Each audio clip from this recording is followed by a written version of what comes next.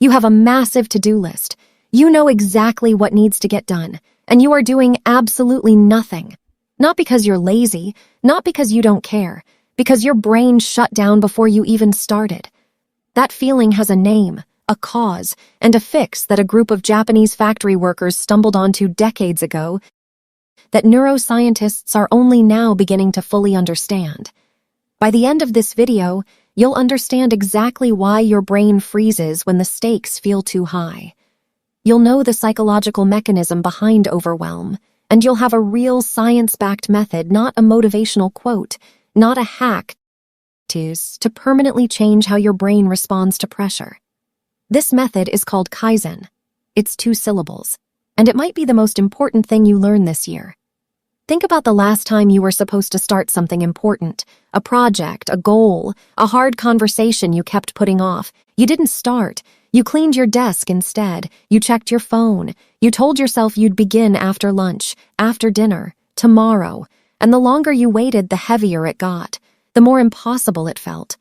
Until you were lying awake at 2 a.m., anxious about the thing you never even touched. That's not procrastination. That's not laziness. That's your brain running a protection program that was never designed for the modern world. Here's what's happening inside your skull. You have a structure called the amygdala. Almond-shaped, ancient, and it has one job: detect threats and fire the alarm. For most of human history, that alarm meant one thing: run or fight. The amygdala doesn't wake up for small, harmless things. It wakes up when it senses something big, dangerous, and unbeatable. The problem? When you're under chronic stress, the amygdala becomes hyperactive. Even small challenges start to register as significant threats, leaving you overwhelmed before you've done a single thing. And when the amygdala fires, the prefrontal cortex, the part of your brain responsible for rational thinking, gets hijacked. This is why, in the heat of the moment, it can feel like the world is falling apart over something trivial. You're not being dramatic. Your brain literally cannot think straight when it's in threat mode. And here's the cruel irony. The bigger the goal, the harder you're trying to push yourself, the more your amygdala treats it as a threat. Goals that feel too big and too scary cause the brain to burn out before the work even begins. Ambition without the right system is just anxiety with good intentions. 1950. Japan is rebuilding from the devastation of World War II.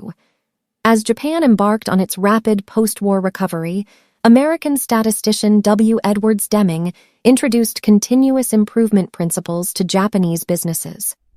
Toyota was a struggling Japanese car company at the time. American manufacturers like Ford and General Motors were giants. They had scale, capital, and technology. Toyota had none of that. But Toyota's engineers made a radical decision.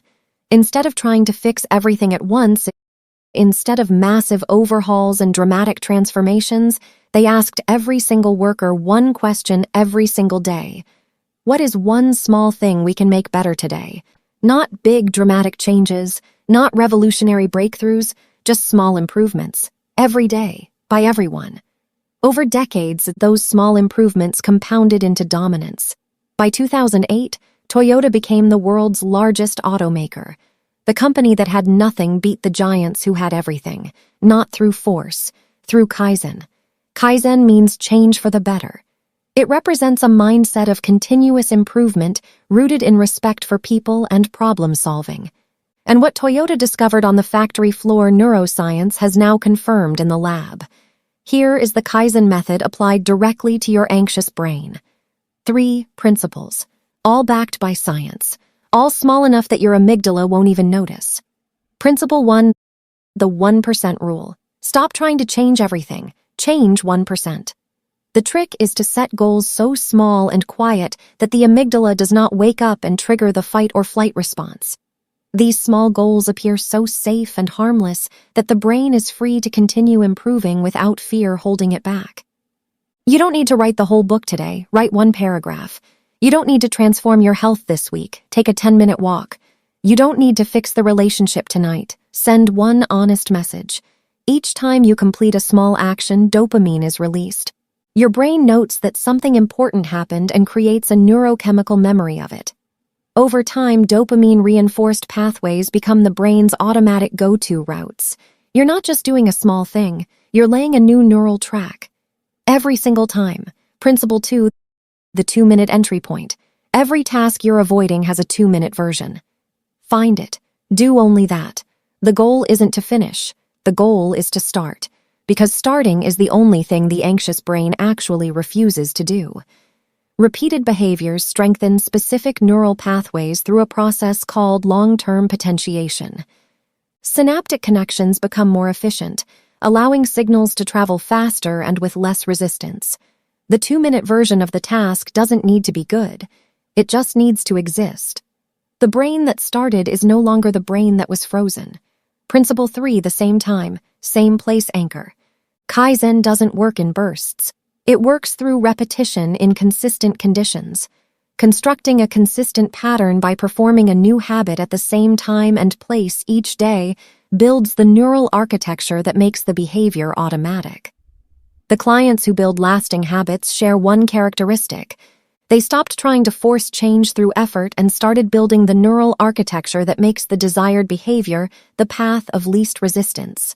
Same desk, same time, same small action, every day. That's not boring. That's how the brain rewires itself. You were never the problem. The goals weren't too big. The method was wrong. Every person who has ever built something real built it in small, invisible steps that nobody saw. The overnight success is always a decade of 1%. Research now shows that individuals with high trait anxiety, the kind that makes starting feel impossible, are actually more likely to enter a flow state when they engage in Kaizen-style continuous improvement behaviors. Your anxiety isn't your enemy. It's untrained energy. Kaizen is how you train it. The brain that feels overwhelmed today is the same brain that can be rewired tomorrow. Not through willpower, not through a 5 a.m. routine, through one small step, repeated until it becomes the only thing the brain knows how to do. Kaizen doesn't ask you to be great. It asks you to be 1% better than yesterday. Do that for a year. Do that for 5 years. Toyota started with broken machines and no money. They ended up owning the entire industry. Not because they worked harder than everyone else, because they never stopped making things slightly better.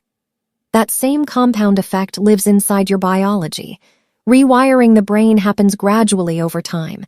You have to be consistent and trust that small modifications in how and what you do will actually produce structural change. You don't need a new version of yourself. You need a slightly better version.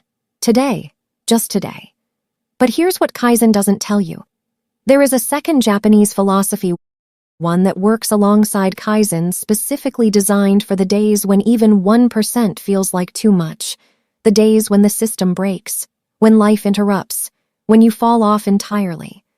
That philosophy is what we're covering next, and it might matter even more than today's. If this hit different, smash that like button and subscribe, because the next video is going to change the way you think about failure forever. Drop a comment right now. What's the one thing you've been putting off that you're starting today?